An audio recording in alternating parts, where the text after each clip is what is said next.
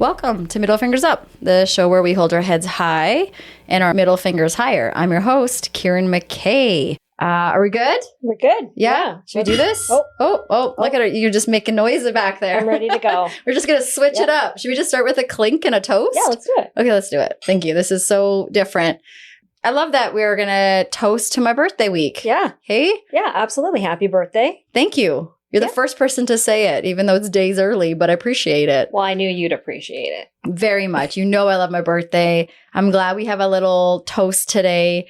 As I said, we're going to switch it up. Usually we start with an intro, but you're a familiar voice. You've been here before, Doreen Chin, episode 17. That's right.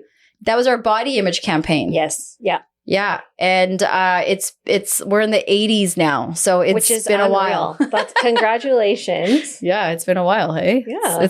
Thank you. I think we should do a toast. Yeah, absolutely. Yeah? Yeah. Okay, so let's toast to growing. Okay. And learning.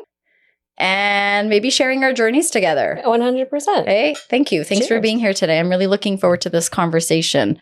And maybe I'll just also start by saying, if we're going to have this toast, I'm also very grateful that MFU has been getting so much support from guests, from listeners, from folks that have ideas, people that have advice.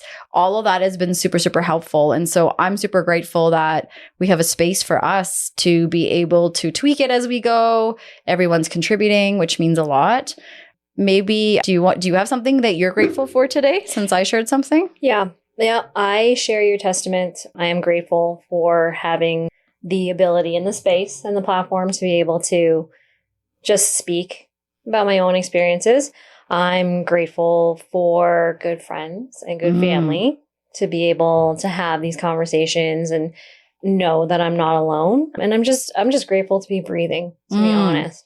Yeah. That's a good one. Turning 40 makes you really think about what's important in your life and reflect. Yeah. And I'm just happy to be here. Yeah. Yeah. That's amazing. I like that. I'm happy to be breathing too. Let's celebrate another birthday, right? It's the only way to do it if you're breathing. So I love that. Okay, well, you know what? I thought we would maybe get into some of the conversation because we have so much to talk about today. You and I have been putting this one together for a while. First of all, I also always appreciate the feedback from you. You are so thoughtful. You listen to the episodes. You follow anything that we post, and you share what the guests, how it's impacted you, or what they said and how that made you think about certain thing a certain way. And I'm always grateful for that, because I think our guests in particular come here hoping, if it's one person, wonderful. If there's more, even better, but at least being able to connect to one person. And so it's always great to hear from you, because you kind of help me kind of keep in check with, oh, okay, I love that Doreen shared that. That's awesome. Because if you're thinking that, so many other people may be as well. And sometimes people ask about, will I do the whole anonymous platform for feedback? And I struggle with that because I come from working in mental health, where we want to be transparent. And in order to fight stigmas, the best way is to talk about them. And so I always struggle with putting out the anonymous question board, because I want to encourage people to ask whatever it is. And so I hope that doesn't keep people away. I hope more people will send a message knowing that I'm not going to share your name. Don't hold back, because we're not doing the anonymous platform. I think it's about just learning how to speak up and being okay with saying the things that are on our mind. I think that you not having anonymous just goes to your whole idea of we need to have a voice. Yeah. Hey. Like being anonymous it equates to being afraid in some ways of judgment of what people are going to say, or did I go too far? Yeah. Who am I going to piss off? And that is just, again, a residual effect of whoever it may be that you're afraid of it's just trying to hide who you are and what you're thinking. Yeah. Yeah. So that, like, I completely understand why people would want to be anonymous, but it's just, again, suppressing your voice. Yeah. I think that's so well said. And so many of us are learning how to undo that. So I'm like, man, if I got to post something, without being anonymous on my own platform, you can too. Like, we got each other. So we agreed today, after you and I have been putting all this together, we were going to talk about you. Since the last time you were on, you turned 40. So welcome to the 40 Club. And we can talk about some of the things that are on our mind in our 40s. Not to say those things wouldn't be on our mind if we're not in our 40s, but this is where we are. And also maybe talking a little bit about follow-up, because you were on an episode 17, which was our body image campaign. And in that episode, you shared experiences as a first-generation Canadian. You talked about body image. You talked about diet culture. Mm-hmm. And finding self-love as you were entering your 40s, and, just some of those lessons learned about our body and food, and then the cultures that we come from where it's all about food. Mm-hmm. And so I thought maybe we could check in and see where you're at since our last conversation. But I also know you have a few other things on your mind we're hoping to talk about, which one is navigating white academia. Yeah. Yeah. Sure. That's a good way of putting it. Yeah.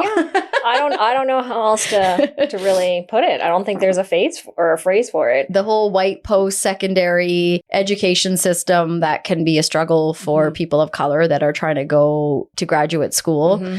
And I thought maybe we can check in about how that process is going for you, and maybe even some dynamics that we're experiencing in networks, whether it's institutions like school, but also in our friendship networks. So we have a list of things that are on our mind that we could talk about, right? It's like when you turn 40, something just clicks. Yeah. It just changes. And I don't know if it's just you get tired. Probably. And you're like, you know what? I'm so tired of this bullshit. Yeah. Or you just start thinking differently, or if it's just because you're getting older and you really don't care what people are going to think about you anymore, and you're just going to fight for whatever it is that you think is right. As you're saying that, it almost reminds me of, when our brain is developing at a very young age, and then we go through the pruning process as we're getting into adolescence. That's the next time you go through a big brain development, and your brain is kind of taking out the things that maybe you haven't used or needed that have been stored. And it's almost like doing the same thing in our 40s and up, where we're pruning. I love that. The things that don't really make sense anymore, the things that we're like, I don't want this to make sense this way. And I think that's a big one for me, is like, I don't want this to make sense in that way anymore. Mm-hmm. So yeah, we'll talk about that. But why don't we, since we're toasting and we have our drink in our hand, why don't we start with our MFU? Okay. Yeah? Yeah. Yeah. What'd you bring today? Oh, man. Every time I think about this, it's like, what could I do today? Honestly, I would like to give a big MFU up to just kind of like what we're talking about here, but just the complete lack of knowledge and understanding when it comes to women's health and women empowerment. I'm starting to see things that the more we are needing help as we get older, the more we need supports around us as we get older. I'm starting to see less of it. And it's like lack of understanding, probably a history. It comes from a place of people didn't think it was necessary or important for people to acknowledge women's health or women empowerment, right? It's a historical thing. Yeah. But honestly, I'm coming to a point where I'm starting to get picky about what kind of friendships I want, what kind of supports I need, the kind of medical care that I need. Mm-hmm. And it's so hard. And I don't understand why it should be that hard. Yeah. Yeah. Women carry a lot of burdens. They give birth, like they raise children and like grow human beings inside of them. Why is it so hard for them to get support after they've basically bred another person? Mm-hmm. It's like, is that our sole mission, is to have children and that's it? Like we don't get any kind of follow-up help after that? Yeah. Well, I mean, really good points. And I think there's like a long list that could follow with examples with what you're saying. But even when you talk about women having children, and you think about family members, friends, workplaces, the medical system, everybody's interested, excited, all that, checking on you, all that stuff. And then when the baby comes, you know who your close circle is that won't leave you alone. But medical systems and all that, like no one's really doing thorough checks. And, I learned several months later that I was supposed to have an internal exam, 6 to 8 weeks after having my baby, and that didn't happen. And, I'm like, how am I supposed to know this? And why don't I know this? Yep. And certain things get missed. And then you have to deal with pelvic floor issues years later. But there are so many gaps in the system that get in the way of us knowing even what we need. Do you have like specific example or a story or something that comes up for you? Yeah, I mean, it's on my mind right now because I just finally got booked to see a specialist. She's a nurse practitioner who specializes in hormones and fertility. And it took, what was it, a year ago that I was on here talking about that? And 2.5 years now I've been dealing with this, but I have to go private. I'm getting an appointment with her because I'm paying for it. And it's come to that. And that's why it's fresh on my mind right now, is literally because I finally get to see her in a couple of weeks and I'm super excited. But I'm just frustrated at how come it had to come to that I am paying for it. I've had to seek out my own help. I've had to basically try to bust down doors and ask for things for my own body with my doctor. And I keep hitting dead ends or hearing, there's nothing wrong with you. And I'm looking at myself and saying, yes, there is something going on with my body. You wouldn't know that. I would know that. You can physically see it. Why is it this hard? Why? Why is it that hard? Like, what the hell? Do you get validated even for that? No. Yeah.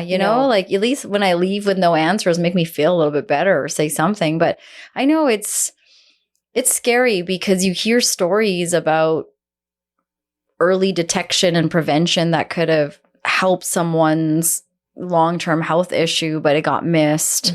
You hear stories where people didn't even get to do any treatment because it was too late. You hear stories where people feel like the medical system's gaslighting them because they're constantly told nothing's wrong with you or suck it up. Yeah. This is what's supposed to happen to you as you get older. And genetics. Right. That's an easy one. It's viral or genetics. Like, every time I go to the doctor, it's viral. I'm like, what? Because they don't have to give you meds for that. You're like, how is this thing over here going on viral? But okay, just stay the course and see what happens. Yeah. Yeah. I'm sorry to hear that. I think that's a tough place. A lot of women would probably be listening right now, or a lot of women I would imagine you're talking to there. Would you say like in a similar boat? Yeah. Yeah. And I mean, the other thing that some of my own doctor and some of my friends have said to me too, which like, I know they're just trying to help, but they're like, just have a baby. That'll solve all the problems. Yeah. Just have a baby. Just have, because I guess, the whole hormone, you'll reset your hormones, right? Like the changes that you go through as a woman when you're pregnant and such. And so just have a baby. And I'm like, what? Then what? Like, that's a great reason to bring human life in. Yeah. I had you, honey, I had you to reset my hormones, right? Like like, Mommy, why'd you decide to have me? For my own self, my selfish Not reasons. Not out of love or anything like that. I just needed to figure out what was going on with Mommy. Yeah. Oh, I'm so sorry that that's the response that you're getting. We go down the Google engine and you talk to people that maybe are doctors or women that are a little ahead. I have some friends that I'm like, you're my future. You're a few years ahead of me. The future's not looking so great. Kieran is what they'll say. But it's like, how many years have we been trying to add to the medical system when it comes to women? And we have so many unanswered questions. And often you figure it out. And for those of us that come from, a minority culture, we fall on a lot of our Eastern medicine. But yeah, there's a lot of trial and error. And I think that one of the things I'm learning in the 40s is this hormones and this perimenopausal stuff and whatnot, is there's also this underlying piece where we're having these life changes, hormonal issues, like you're noticing stuff with your body. But there are underlying things like anxiety and depression that play such a big part. Mm-hmm. And those things go undiagnosed for years, or it kind of comes back in our 40s. When we're going through some of this hormonal stuff, and we've been masking it for years with other coping mechanisms, or, a friend or doctor might say it's fine, I've had it too. And then you're like, oh, okay, I guess I'll just deal with this. Yeah. So there's like, is it hormonal? Is it mental health? These are the categories you're left to deal with. And often it's both. Yes.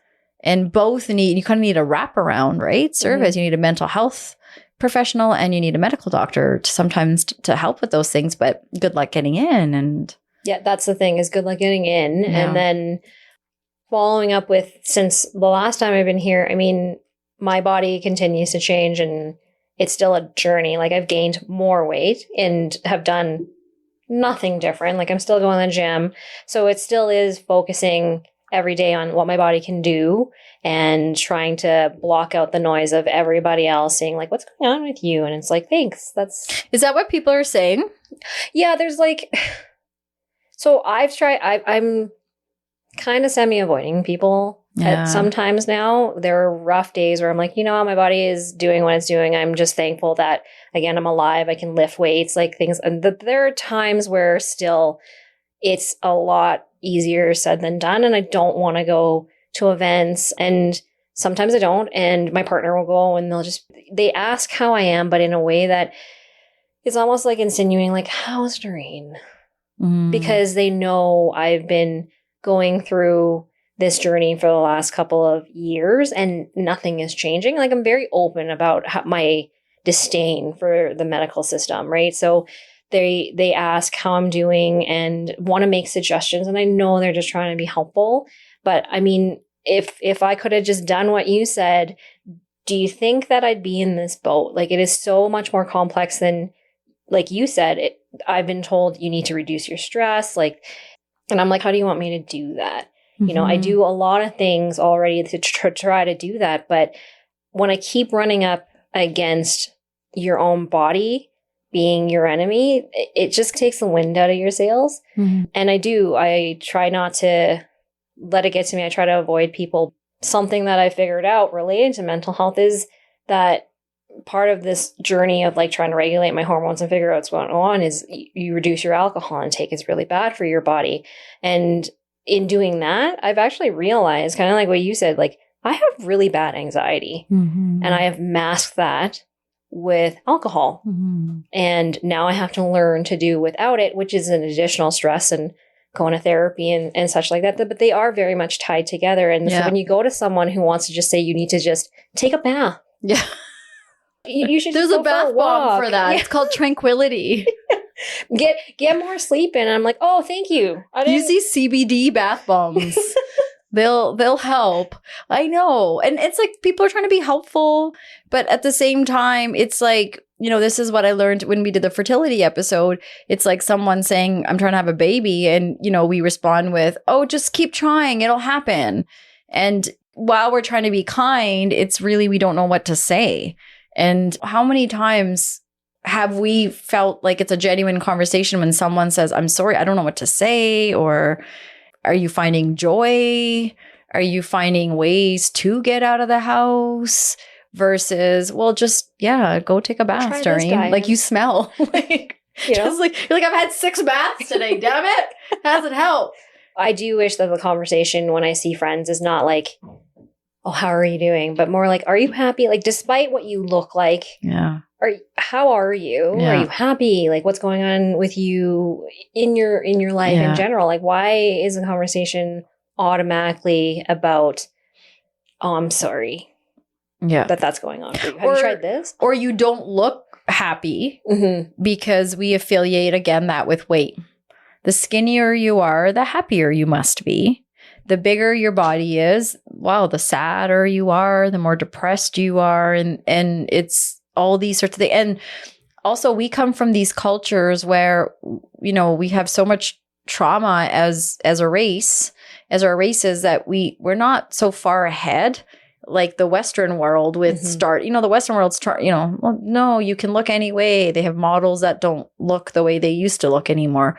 But in our culture, we're still learning that. Mm-hmm. So we still have family members and community members that will say, oh, are you okay? You're so skinny, or the opposite if you're not. Mm-hmm. And that's how you determine health.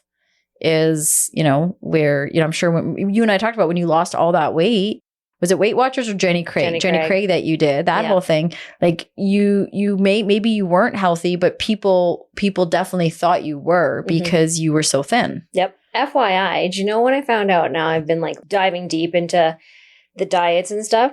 Jenny Craig actually puts I forget what it is. It's like some kind of chemical or a blocker in their foods so that you don't feel hungry. Oh my God.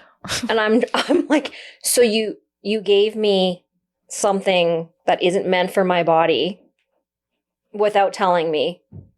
And I've been ingesting that. What the fuck? Yeah. That's brutal. What the hell? Well, I mean, I still remember you and I talking about the fine print when you signed the contract of you have to keep this weight off for this amount of time. Yeah. As a success story winner. Yeah. Right. And so like when they're talking like that, then you're like, oh, like, I guess it's possible that they could be putting this stuff in the food. I mean, how else would you explain why then why are you losing all that weight, and why now is it an issue? And is it an issue now because of the amount of working out and, dieting and all that, like you and I had talked about in that episode, right? We put our bodies through all this for years, and now we're learning that these things can impact fertility, impact our mental health, impact our hormones, all those sorts of things that unfortunately at the time, when we're so caught up in wanting to look the way we are, we take the diet, whatever, right? Whatever it takes. It's like literally selling your soul to the devil when we do these things. And now here you are. Like that's rough. Are you finding ways though, like to go back, like to get out of the house? Are you finding ways to show up with the beautiful Doreen that you are, with your energy and all? Because that's who you are. And like, do you feel like there's that part of you that still has that you, or do you feel like you're in a different place right now? I mean, it depends. I would say the majority of the time I'm still pretty preoccupied with thinking about my body image, my weight, and what people might think. But I'm very lucky in that I've surrounded myself with people who have been going through some of the same things, and also with like good friends who really don't give a fuck what I look like and remind me daily that I'm a queen. Yeah. Oh, good for those friends. Yeah. And so I always reach out to them. That's kind of like my tribe. Those are the people I hang out with. And I just don't, maybe again, it's a 40s thing. I just don't have time for people who don't look at me that way or can't raise me up when I really need it the most. Yeah. Because I know I do that for other people. Yeah. So I deserve to have that happen for me too. Totally. Yes, you do. Yeah. Yeah. And you do. I know you do that. You do that for everyone. You're like the biggest cheerleader for everyone. You're the middle child. Yep. So of course you naturally are born with that, and you're the last one to do that for yourself. Yeah. And then where did everybody go? First of all, I want to say I'm glad that you are talking about this. Like I would imagine it's not the easiest thing to openly share. No, it's not. And again, it's because it's so deeply ingrained in you. Like you're supposed to look a certain way. Yeah. I'm just trying to make it normal that I'm an aging woman and it is inevitably going to happen. And then it's also a result of decades of people not educating others properly about like what birth control, what chemicals, and like all of the things, and yo-yo dieting, all of the things that are so bad for you when you finally hit a certain age. I just want to bring more awareness to it because I shouldn't have to be waitlisted for a specialty clinic. You know what I mean? Yeah. It shouldn't be this hard to get the help that I need. Yeah. Yeah, no. And I always struggle with that because we live in North America, and on one hand, we're fortunate to have the kind of medical system we do when we think about other countries in the world that don't even have that. Mm-hmm. But then at the same time, we're living in this and we think, gosh, it's the worst. You can't get in. You have to go private if you're lucky. And when you're in different parts of Canada and rural parts, it's even worse because you really don't have access to these things. And I see it in doctors as well. When you go, sometimes I go to my doctor or the clinic and I'm like, man, like, has this doctor slept lately? They look like they're working their ass off. And so it's never like anything personal to the doctors and the nurses and the people working the system. It's the big system in itself. It's like, you know, this machine that we got to take apart to be able to rebuild again. And instead of blaming the crabby nurse at the front desk, well, that's great. But like, it's a bigger issue. And it's impacting so many people like yourself, where it's like the quality of life gets questioned often too. And we don't talk about that in the same way. We think quality of life later on when we're in the hospital trying to find the most comfortable way, right? To go peacefully. But this is the time to be thinking about quality of life. And is this serving me? And if not, then what can I do?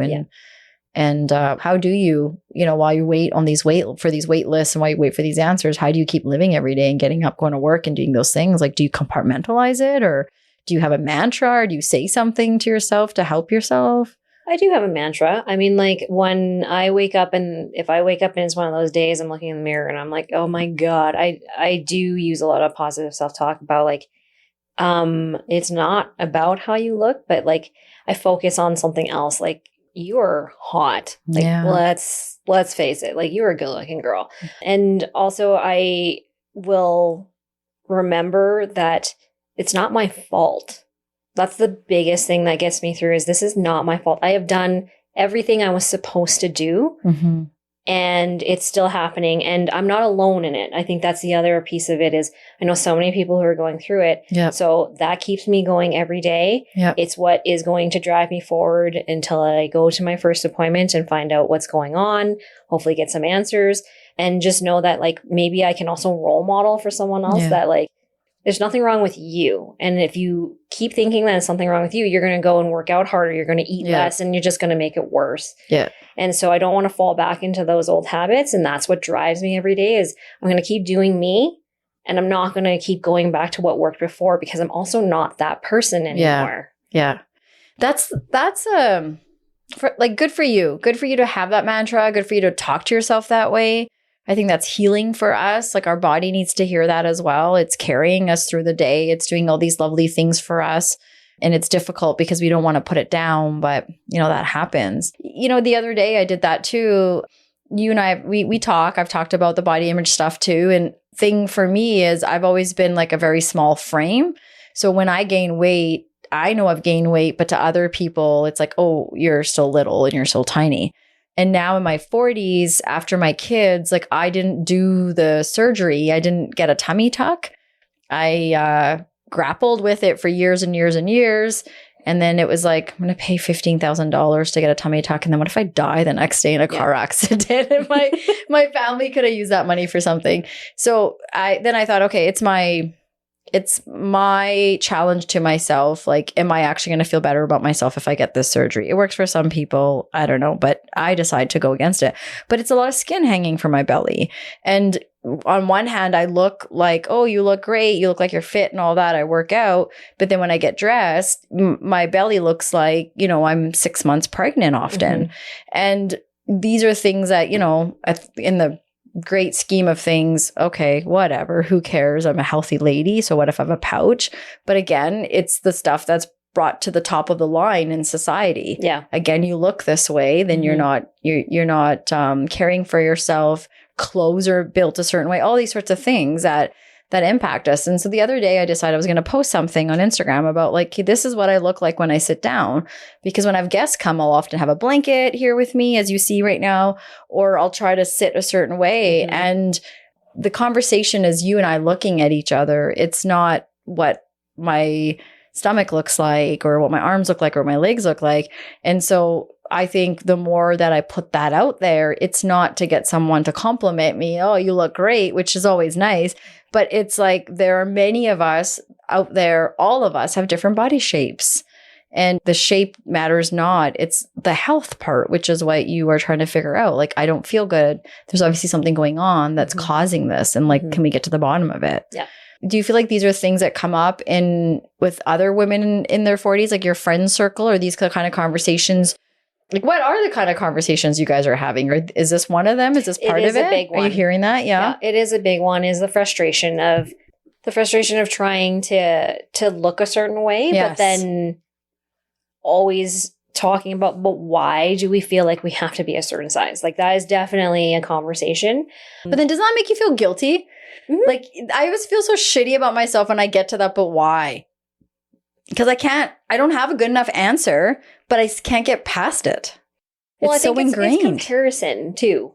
It's comparison. I'm not going to lie. Like, I mean, like on social media, who you're looking at, like I have my old gym on my social media, and then I see people who did the same thing I did. Like, I mean, those challenges definitely worked. Or people like, you know, if I see a Jenny Craig ad or something like that, I just get like so...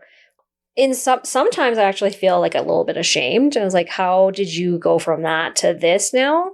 But again, it has to be a reminder when I'm talking to my friends of like, we are not supposed to look like that. Like, who has time to go to the gym 3 hours a day? Like, I don't have kids and I barely have time to do that. How is it? Like, I talk to my friends who are moms and I'm just like, well, how in the hell do you think you would actually do that? Yeah. You have to meal prep. You'd have to go to the gym for how long? And then you still have to take care of your kids and work. Yeah. Like, that's not realistic. Well, and also like, it's like, because we're watching these friggin' Selling Sunset shows and all the people on Netflix look like they're chiseled, and they openly talk about, you know, it's the working out, but also like, you got to pay for this. And it's so supported. If you don't pay for your hair, you don't pay for your lash, you don't pay for your lips, you don't pay for your chiseled shoulder blades, all these things that you can do now, like half of it, I don't even know what exists out there. These are the things we're up against. And then we're breeding men and other women and other people, however you identify, to get conditioned to think that that is how we're supposed to look. I think actually you bring up a good point. One of the ways I get through it and some of the conversations I have with my friends, especially the ones who have kids, we know some people who have gotten the mommy package, like the tuck and the boob lift and everything, and it doesn't make you a better person. Hold on, I have something for that. We know some people have done that, and it's like, you are a bitch. Yeah. You look great, but man, oh man, can your personality match 100%. That? Yeah, totally. And maybe it is because part of it is you feel a little bit more confident. Good for you, like, go girl, but you're not a better person. And I also think, what does your daughter or your son think? What kind of example are you setting for your kids? They're going to have some kind of body dysmorphia issue for sure, because they're watching you. Yeah. Yeah. Even my boys watch me, and we're two different genders. Their care for that stuff is not the same as it would be for me. But even my younger son asks me all the time, like, what makes you put makeup on? Why do we have that face kind of paint? Like, why do we do that? And what's the result? Like, he will constantly ask me this. I'm like, God, okay, I get it, man. You're right. Jeez. But he literally doesn't understand why mom goes to the bathroom and puts this mascara and blush and like, what is that to do? Because he's like, I don't like, what's your end game here? Just trying to enhance myself, man. Just trying to look a little bit better, right? And he's like, but it doesn't, you know, and he's saying this in the kindest way, but it doesn't make you look better. Like, you're my mom. And just keep being my mom. Yeah. Like, just because you put mascara on doesn't mean you're a better mom, right? And I'm like, okay, you know what? Like, I don't need lessons from a 10-year-old. Like, get the fuck out of here. Bravo. But it's like these kids are watching and they are wondering. And you know what? We were kids and we were watching and we were wondering. And look at us now in our 40s having these complex issues about, man, I should have just got that tummy tuck, right? But it's like, no, I shouldn't have. And I, if I wanted to, I still could. And the choice is like, I got to work on the inside. Yeah. And clearly there's lots of unlearning that, especially our generation, because it's ingrained in us. So, and the generations before us, the younger ones, I think may have an out because their level of acceptance, it's like a broader spectrum in terms of what you can and can't look like. But for us, you had to look a certain way. And we still feel, okay, I put on some weight, or, okay, I lost a bunch of weight, like all these sorts of things that we have to justify constantly. Mm-hmm. And it's, I remember turning 40 and being like, a lot of that stuff that was up in my brain, I was feeling like it was starting to prune it out. And then I don't know, a couple of years go by and I'm like, oh no, I'm still here. Like I thought, I hit my 40s and like, this is better. And in some ways it is, because I can snap back, like I snap out of it quicker. Mm-hmm. Yeah. But it's so far ingrained in there. It's like, because society put this in here, no matter how much, internal validation I have, I still need the external. I need society to fix it for me. Yeah. I need society to keep saying, as you're saying, you're a queen, you look great, you're healthy, your bubbly personality is the best part of you. Like I need people around me to help me remember that, because the other side always weighs. Yeah, I agree with you. It is hard to shake off decades worth of internalized messages of how you should be. Yeah. Yeah. Yeah. And, what would it take, again, like you said, for people to want to know, like, what brings Doreen joy? Is it the same stuff? Like, isn't that such a better conversation to have than, oh, are you okay? Because you look this way. Like, I wish people would understand that that's why I'm not coming around. You're not helping. I don't want to come and have these conversations with you because you're not having normal, quote unquote, conversations with me. You are talking to me like something's wrong with me. It's just reinforcing what I'm trying not to think about myself. So you're wondering why I'm not coming around. Take a look at yourself. Yeah. And how you are inadvertently judging me. And basically reinforcing there's something wrong with me or something going on with me. Yeah, I'm really sorry to hear that. For like people listening out there today who are in a similar boat as you, or people listening today that are like, fuck, that's me. I said that the other day, or I wondered about that. What would you suggest for those of us out there that are experiencing this, either being talked to that way or those of us that think that way? I would start by just normalizing that it is something that happens to so many people. Like you don't go up to a pregnant woman and treat her as if she has a deficit. Like it is a natural thing that happens to a woman's body. So let's make it normal. The conversation doesn't have to be about what are you doing or trying to give me advice. Just treat me normally, or anybody who is in the same boat and having a certain view of themselves, just treat them normally. Like don't change how you've interacted with me like a year ago versus today.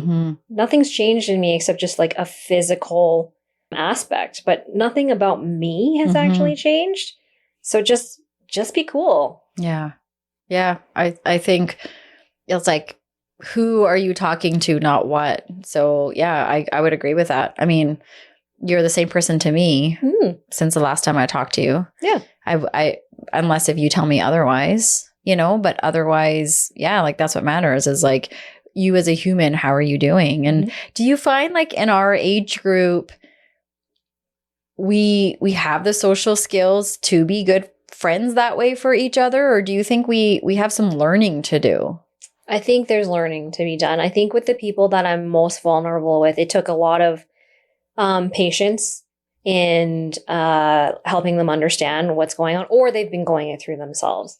And so it's not something that comes naturally. Yeah. I think people get really uncomfortable when people are uncomfortable with other people's discomfort, and so they naturally just want to go and either fill the silence or try to fix it, not understanding that that's actually not really helpful.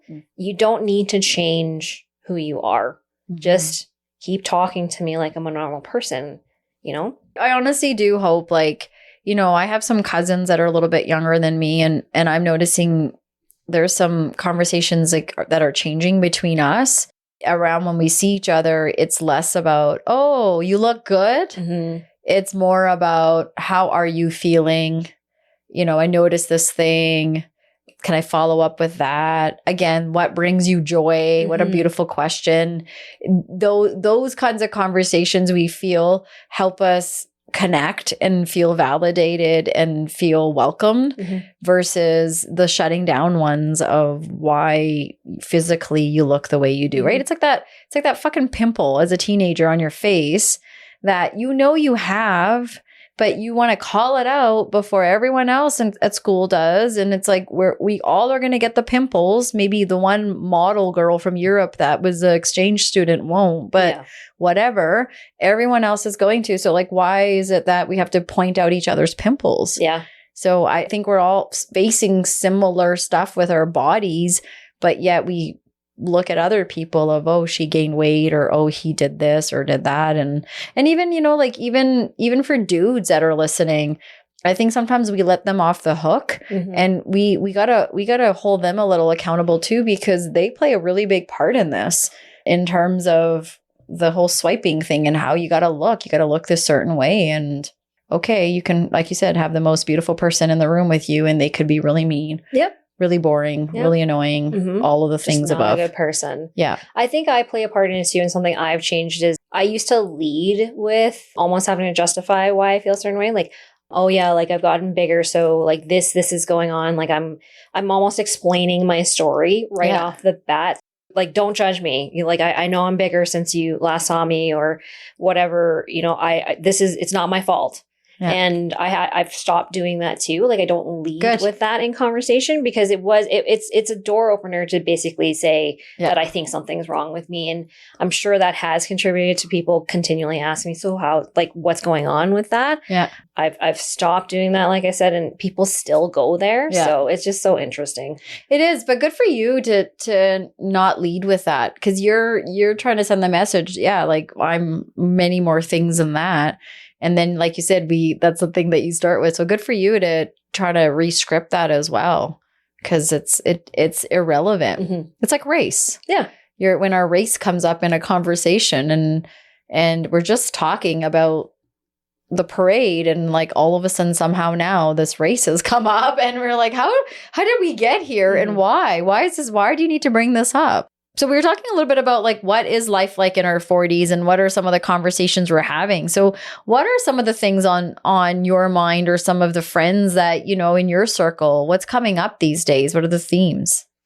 I can get into that, but you didn't do your MFU. Oh, hey, thank you. I appreciate that. You're totally right. I didn't. You know what? You and I were talking about this before. Middle fingers up to us as a society losing the understanding of what empathy means. I was telling you I had to go and look it up again the other day, because I was like, am I missing something? Did something change? Like, I'm doing a lot of my own dismantling of my internalized racism. I always talk about this white girl complex I grew up with, and I'm trying to unlearn a lot of that, and I'm trying to learn who I am. And many of us go through these identity changes. Mine happens to be about the big R word, race. And I'm finding that I have only white friends. I have like my best friend is brown in BC, but apart from that, I have white or brown family, but I only have white friends. And there's like a disconnect I'm finding between us. One is I don't know if they're getting tired of hearing me talk about the oppression and what I'm learning as I'm working through this internalized racism that was my coping strategy all these years.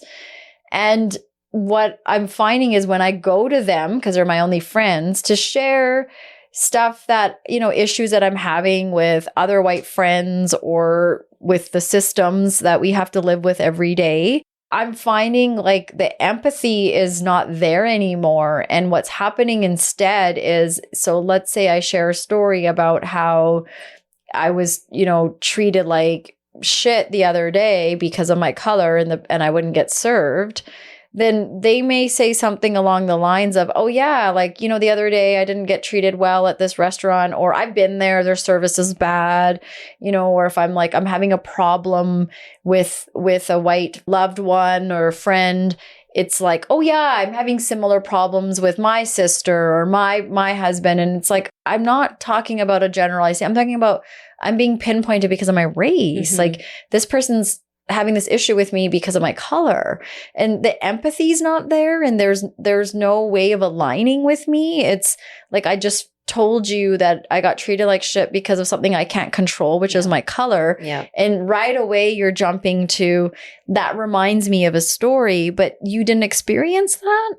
But I don't, like, what do I, like, I can't, I'm sorry to hear that is kind of my thing. And now I've started to say, so here's a difference.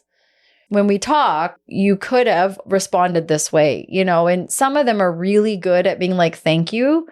But it gets tiring, as you and I talk about, like, that racial labor. Like, it's not my job to do that for you, but I'll do it, I guess, like in the moment or what. So to me, it's like that middle finger's up to like this lack of empathy. We're losing sight of it, or someone thinks that the best thing to say to you is, well, did you read this article, or did you try this? And like, how is that validating? Mm-hmm. And people think validating is agreeing. Mm-hmm.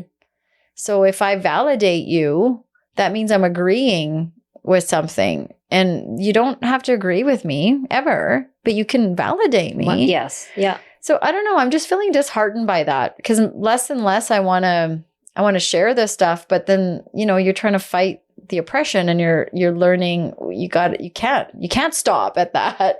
You have to say something, because it's not just the personal interaction. It's about the, all of us.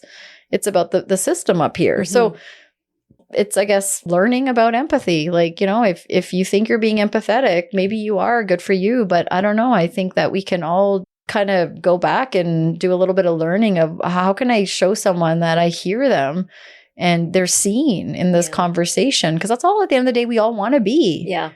We just want to be heard and seen. Mm-hmm.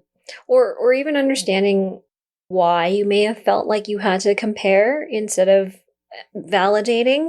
Did something that person said make you feel uncomfortable or defensive, and like, why though? Being reflective on, how come I responded in this way, rather than just being kind. Mm-hmm. And I think a lot of these friends of mine, or the people that I talk to, I think they truly feel they are being kind. I think they truly feel like they are genuinely trying to be helpful. I don't think there's any bit of maliciousness, if that's a word, in there. But sometimes you're still left with the way you're left, right? Like, you could walk out of this conversation today and I could think, oh, I was like the kindest friend to you. And you can leave here thinking, well, I didn't feel great. And I didn't mean to make you feel that way, but, like, it'd be helpful, I guess, to hear that from you and know that too. But sometimes you're right. We get defensive, and, people don't want to hear it. And the race thing is hard. It's hard to go there if you're not ready to go there, or if you're, like you said, the defensiveness or all these sorts of things, right? I didn't go there for years. I internalized it and, woke up and realized I wasn't white. Like, that was a reality check, right? Like, oh shit, I'm not white. What? I better get on this whole systemic oppression bus here, because I've been riding the wrong bus. I've been going the wrong way all these years. Stop the bus. Let me get off. I'm supposed to go the other direction. So I'm just trying to catch that next bus that I'm supposed to be on. And in the meantime, I'm learning these things, and, people can take what they will from that. But this is genuinely what I'm finding is this piece of empathy that's missing. And I think it's like two ships sailing in the night. Like, we pass each other, but we don't connect with each other. And even when I hear you talking, like, that's what we're looking for. We're looking to connect and right? Like, understanding of like what my experiences have been. And you may not agree, but I just want to feel like you at least see me. Yeah. That you can acknowledge that I've had an experience. And even if you don't understand it, just understand that there's something for me that I need to get off my chest, or something that has been going on with me or for me. Yeah. And I just needed to get it out there. Exactly. I agree. Okay, so like, what are some other things going on with us in our 40s? Did you know that loneliness is a huge experience for so many people in the mid 40s? Yeah. You know that? I didn't know that, but I could see it. Yeah. Yeah. Yeah. I can totally see that. I mean, just even like based on our conversation now, you see so many things differently. Yes. And you feel like you're kind of alone in that. Like you're the only one who is on this boat, and you are just riding it by yourself. And in some ways it feels more comfortable like that. Yeah. because It's just you. yeah, and it's less confronting. Like I don't gotta deal with anybody's bullshit. But it's lonely. It is lonely. You know, and I was wondering, I was like, what is it that causes that loneliness? And a big thing is 30s, 40s, 50s is like prime work career time. Yeah.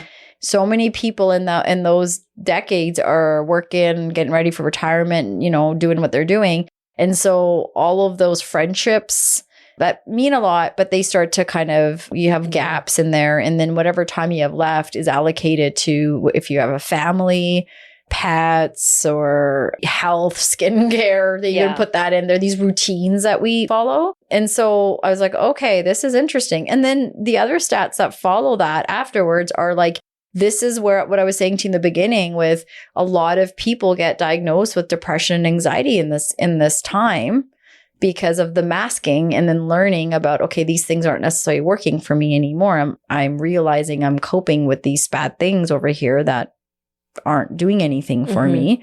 And so it's contributing to that. And so then you start thinking, okay, like, what is it about that? Because people's midlife crisis is about feeling like you're purposeful, you have intent. And I think probably after COVID, a lot of us caught up to that, learned about that, had a lot of time to think about that. And so now we're in this place where we're lonely, we're possibly getting diagnosed with depression, anxiety, maybe even going through hormonal changes and all that. But then we're not feeling happy in our jobs because we're not, is my line of work, is it parallel to feeling like I'm giving back, I'm being purposeful, I'm making a mark, you know? And so all these sorts of things are contributing. And then there's this other complicating factor where those of us that are child of immigrants or people of color, we don't know our identity ever. We assimilate hard, and then we're just pleasing and proving all our life, either proving to one group of people that I am worthy or pleasing another group of people that, you know, I am. And all of that also plays a big factor that when we get to this age range, we start to like lose the joy and lose this is supposed to be our prime time. We're supposed to be in the best time of our lives. And we feel the opposite. And then we really mourn our 20s and maybe even our 30s. Yeah. Like, do you feel like these are kind of things that you're finding in your group or you're thinking about too? Or, Speaking for myself, I mean, I'm just trying to figure out who I am now because I think I've gotten to a place where you start reflecting, okay, how much time do I have left and what have I done so far? Like, it's coming down to how much harder do I have to work to hit like retirement, or, you know, what do I have to do to have a family, or what do I have to do to get to school? You really start thinking about, oh shit, like I'm 40, you know, and what have I done so far? And I think part of the isolation part is reflecting and figuring out who you are and what you want to do moving forward. And also part of it is just like a little bit of, for me anyway, it's just some kind of embarrassment of I'm not where I thought I was supposed to be, or comparisons to other people. Like a lot of people my age have gotten married, have kids, and I'm not that person. And rather than thinking about all of the other achievements that I've had, I compare myself to my have-nots. Like, what have I not done yet? And so that can be very isolating too. And you don't necessarily want to go and have these conversations with people when you're trying to figure out yourself. And your next steps, because you don't know what to tell other people when they're asking you, so what are you guys doing? Are you getting married? Are you having kids? Are you like, what are you doing? Like, what is a question that you would hope they would ask instead of that one? Well, I liked yours earlier about what gives you joy, but you know, I would hope that people would ask me, why is it important for you? So my big thing right now is going back to school, for example. Why is that important for you? Why is it important for you? Because I think that there needs to be a lot of change in the system and a lot more voices that haven't been heard. And that's what keeps me going and wanting to hopefully be, I mean, like, I'm one person, but if there's more people that are like me, that is just one person, the collective ends up being huge. And then you can hopefully make some kind of impact or change. And that's why I want to keep doing what I'm going to do, because I've seen so many flaws in the system and so many things that are just so wrong. And I wish were different. I just see like a lot of people who say they want change, but then their actions don't align with that. I see a lot, since post-COVID, I see a lot of immigrants coming who have no idea what to do, where to go for help, and don't even know how to ask for help, whether it's because it's a language barrier or because it's a whole new system and they don't want to make a scene. They don't want to they don't want to stand out anyway, because maybe it's scary to stand out. And so then they just get left in the wind, and it has to get really bad before they finally show up, at least with my job, right? So I see a lot of like the first generations who are trying to figure out who they are, and there isn't space for that because there is a bigger system at play that is dictating what is correct or right and doesn't take into account somebody's cultural values or what is important to them. Are you finding these to be issues because you are applying to go to school? Yes, I'm trying to apply for my master's of social work would be the whole. Right. So this is social work's great for trying to make changes, policy changes, and you work in mental health. And so this is like what you're seeing with the lack of support for a lot of immigrants and a lot of people of color that aren't getting the kind of mental health supports. And then you see them at their worst. Yes. And so this is what you're saying. So your hope to go back to school is to maybe make some changes. Yeah. But I also heard you talking to me prior about how the struggle starts at even trying to get in. Oh my God. Like, how's that process going for you? It has been probably a year and a half that I've been trying. So I did apply in 2019, right before COVID hit, and I didn't get in. But this past year, taking it very seriously, and I've been putting in applications at different schools. First of all, because I don't have a bachelor's of social work, a BSW, I have to go into schools that have what's called a foundational year. And then because I have to work, because I have to pay for school somehow, I need online learning. There's only 2 schools in all of Canada that offer the foundational year and online learning, which is astounding to me. So I have applied for both of them. One has already said no to me twice, and I'm waiting for an answer from the other one. But I have also talked to several people now in this journey who have been going through some of the same things, like whether it's work colleagues or family and friends who are going through the same things, where applying, first of all, is a privilege. It is $150 each time just to apply. And then they go through this whole process of judging your application. And I don't know who's actually judging my application, but I know that it's very competitive. I know there's usually about like 300 plus people applying and about 30 people get in. And of those 30 people, I don't know what it takes to get in because I haven't yet gotten there, but I know people who have been waitlisted, and I do know some people who have gotten in. And unfortunately, some of the people who have gotten in are usually not what the school is saying that they're asking for. It's usually not people of color. They say they look for, experience and older working professionals who have shown that they have genuine interest and capacity to stay in the field. And I know so many people who haven't gotten in, even though they have a ton of experience and life experience too, not even just professional, including myself. Yeah. And so when you were talking to other people that are in a similar boat, like, what are you guys discovering that is happening? Like, what are you finding is going on in terms of like a bunch of you not getting in?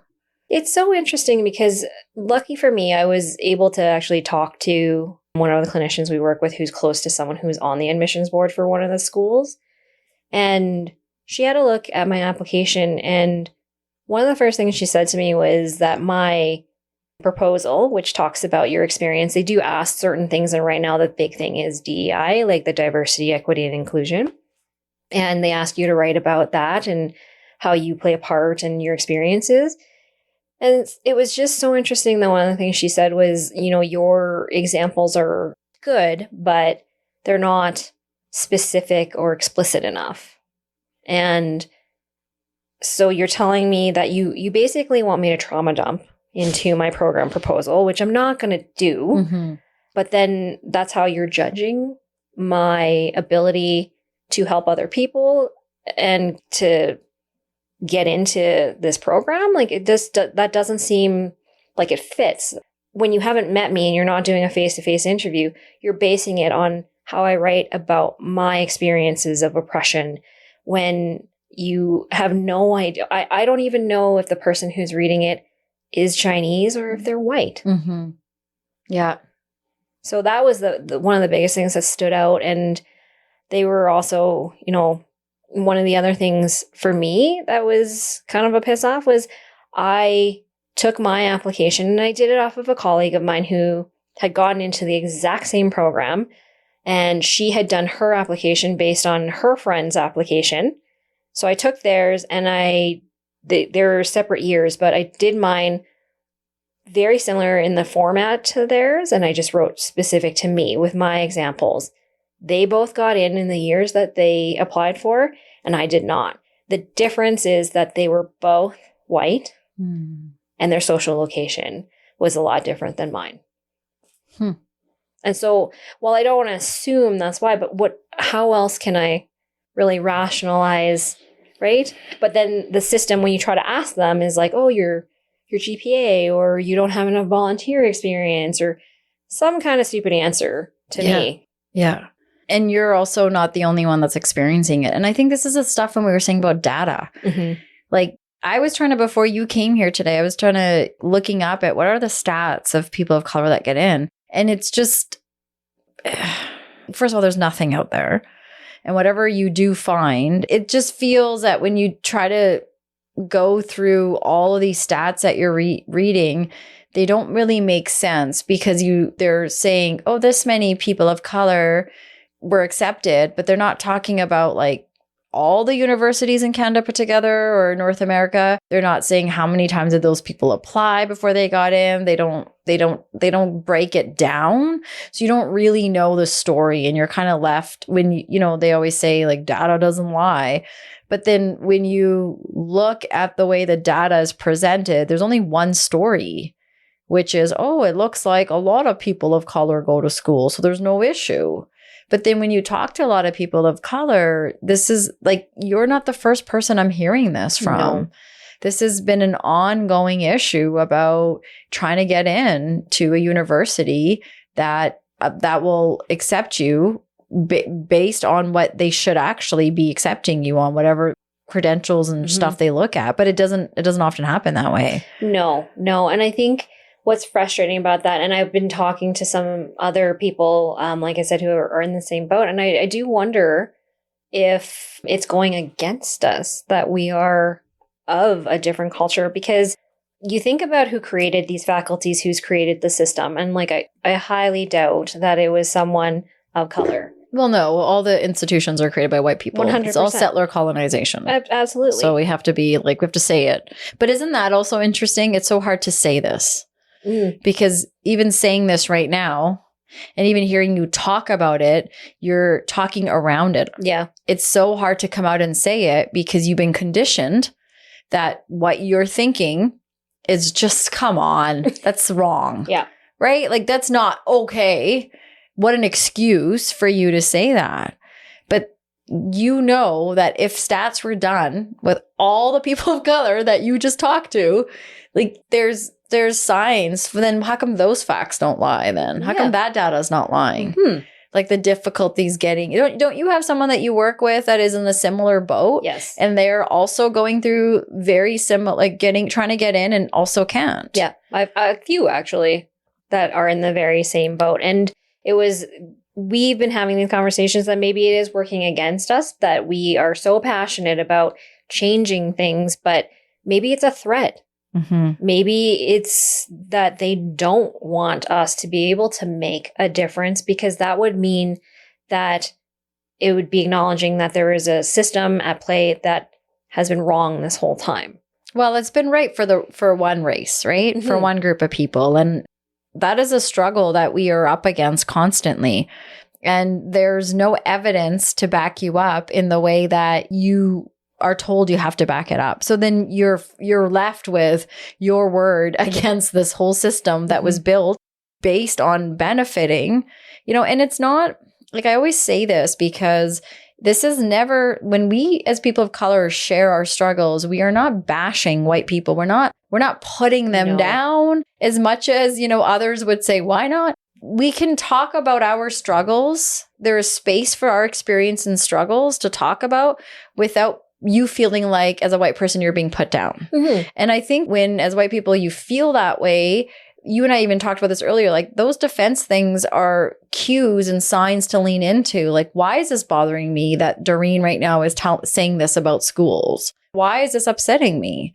And like reading into that more and breaking that down, because we need more people to fight the fight with us. Mm-hmm.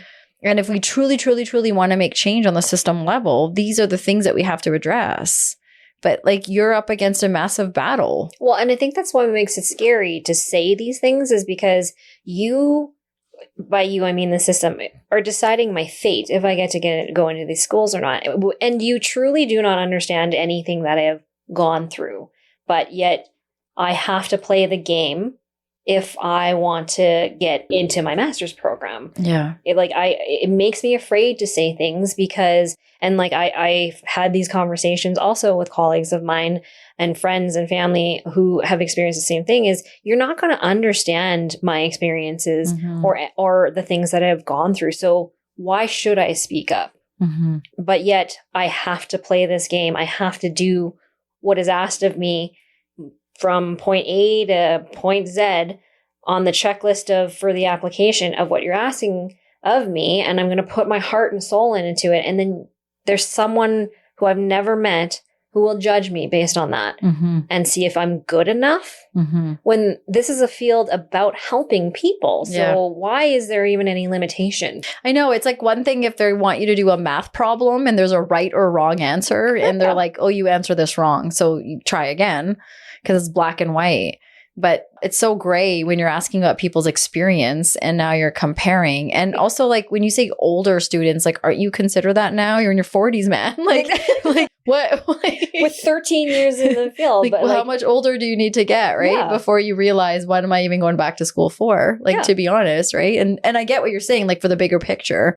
Here you are, not able to contribute in that way. But I want you to know that you are, whether you get into school or not. And I hope, the people that you sit and talk to about this too, they understand like what you're doing by talking about this and sharing this, even coming on today and talking about it, is shedding light for our listeners, is also bringing up an issue that takes a lot of bravery.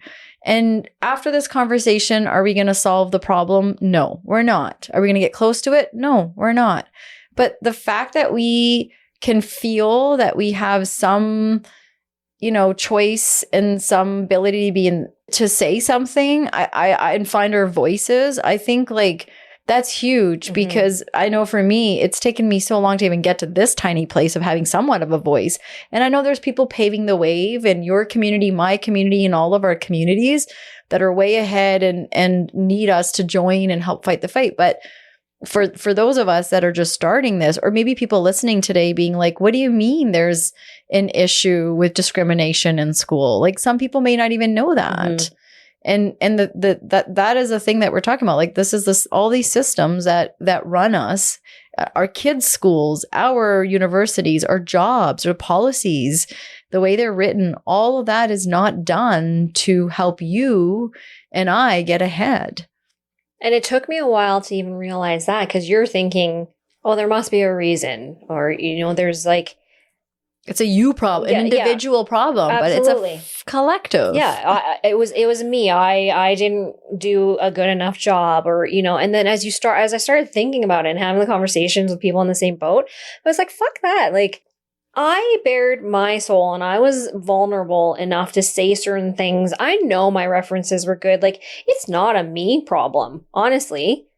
Yeah, I would agree. I'm curious, like, if we were to talk about ways to break down the oppression, the systemic oppression, and particularly within institutions like universities, schools, what are some things that I'm sure they're on your mind? I got a list of things that I kind of thought of on my own too. Like, let's talk about some things that we can pay attention to, because we have an audience, we have people that listen, we have people that want to support.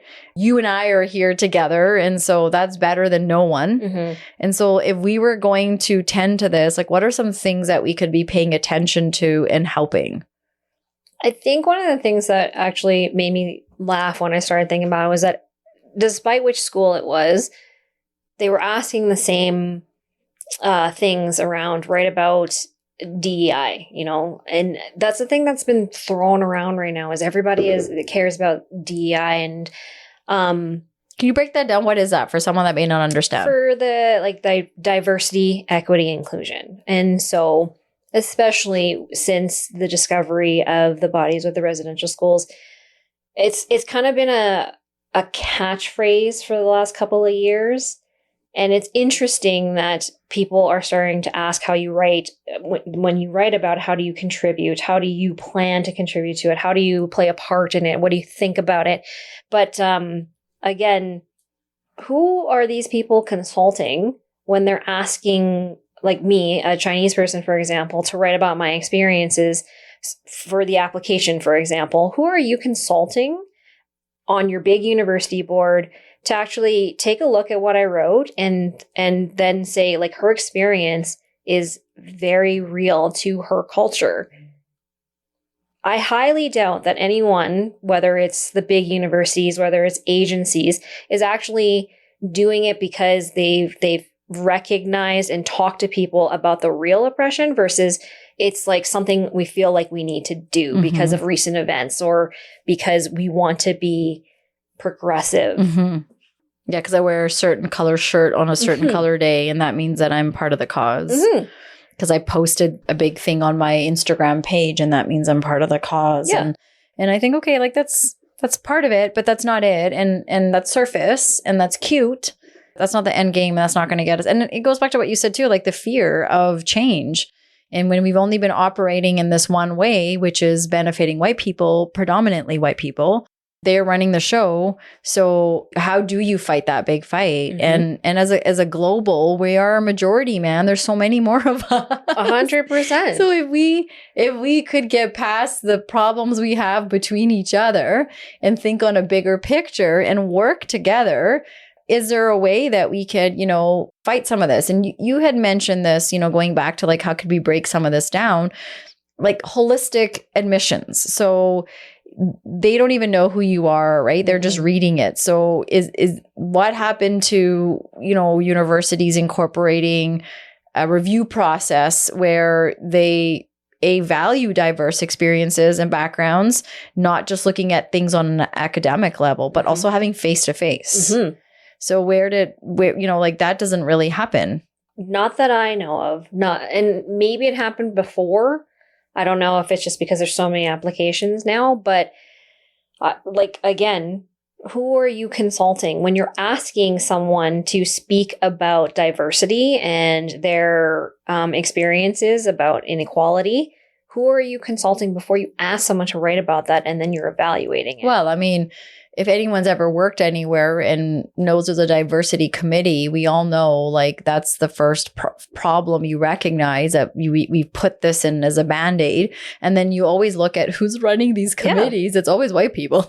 Like there's maybe the token one person of color, but not really the person that's running the show. That's the other piece too, is so we think we want to make some changes and we do some nice thing where we do some kind of ceremony, but we're not really every day thinking and acting that way. And when it's ingrained in you, when that's all you know, and even those of us that have gone through assimilation, right? Like that's all we know. We grew up in this way of that's how it's done. Yeah. You feel like so much time has gone by before you realize, oh, I'm fighting I'm on the wrong bus. Like I gotta stop the bus. Yeah. I've been riding all along over here and realizing that, holy crap, this isn't really helping all of our people. No, and when you look at a lot of the faculty, I mean, again, there's a few different people, of different races, but like the majority of them are white. Yeah. And like, that's the thing is I'm writing, it's so backwards because I'm writing to prove to you that I have experienced all of these things. I'm an actual Chinese woman. Yeah. You know, like, and I'm writing to please you. Yeah. When it should be the other way around, when like really you should be consulting with me. Like I'm the one with all the lived experiences and could probably be giving you a lot of insight into what you should be looking for going into your school and like what's actually needed right now in this crazy time. Like, why am I the one who is writing to impress you, to prove something to you? Yeah. When it's about diversity. Yeah. Like, that's bonkers. It is bonkers. And representation is such a big part of this. And you're right. Like,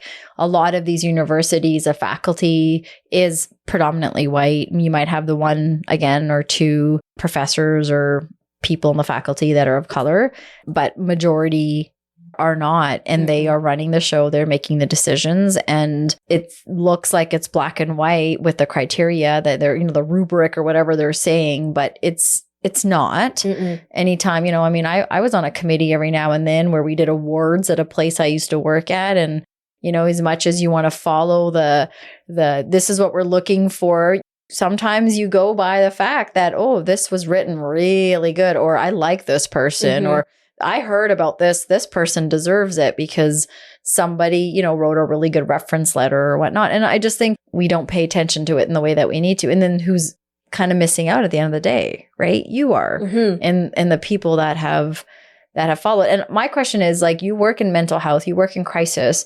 So would you say that the demographic, when it comes to people of color, let's say Chinese people, the Asian population, has that number increased in how many people that are accessing services? Yep. Yeah, it has. I actually wrote about this in my first program proposal to the first school. No, the second school.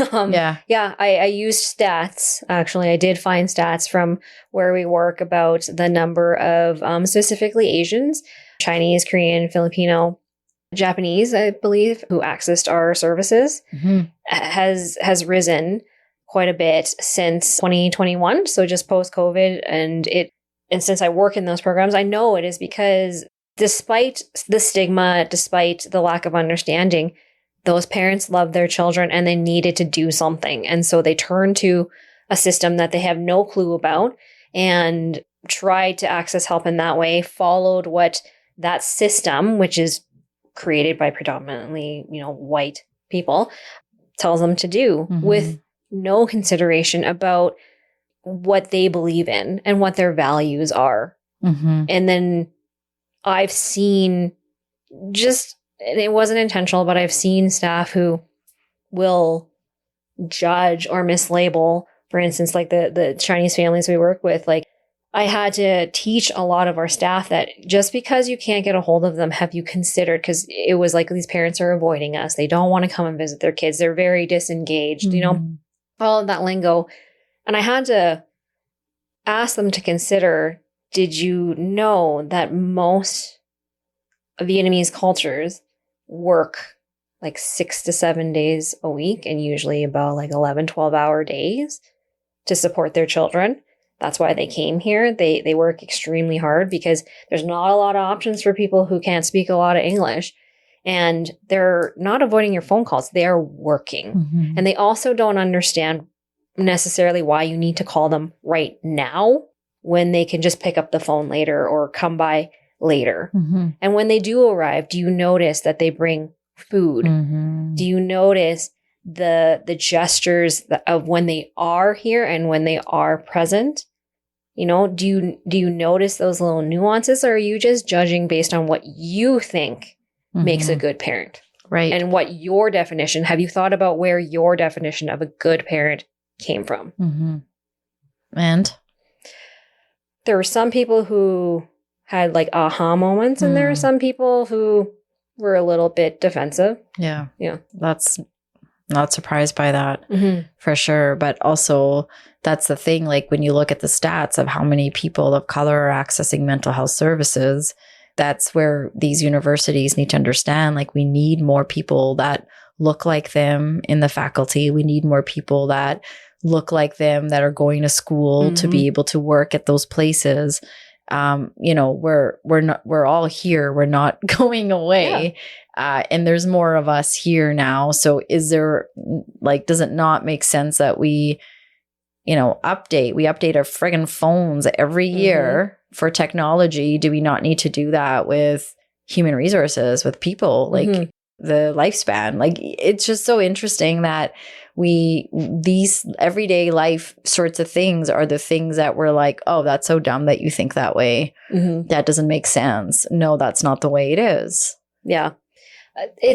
There's other micro things that happen where I'm starting to think about them more and stop thinking like, oh, it's just the way it is, or it's some kind of policy thing. Like, we need to change with the times. I mean, like, I had spent a significant amount of time when I noticed all of this, and because with my program, we had seen so many people accessing the emergency room who did not speak English, and like the language barrier, trying to do a meeting about crisis and stabilization with a language line is painful. Yeah. And the nuances of language, you miss those. Yeah. You can't get that through a translation line. So I went and I created some of our consents in different languages. Oh, wow. Yeah, because I just saw my heart was bleeding for people trying to read and understand when it came to their children. Yeah.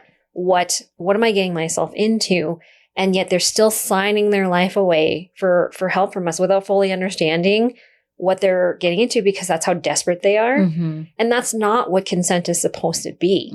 And so I was creating a lot of different consents in different languages, and was told to stop because there were some policy changes, case management was going to change or something. And I just thought nothing really of it, of like, okay, well, it is what it is. But then as I started thinking about it more, I was like, that is actually crazy that I have to stop doing this right now, because our board, our QI committee, who is deciding on the case management, is telling me I have to stop because they're going to decide what is the proper case management. And on that board, most of them are not people of color. Yeah.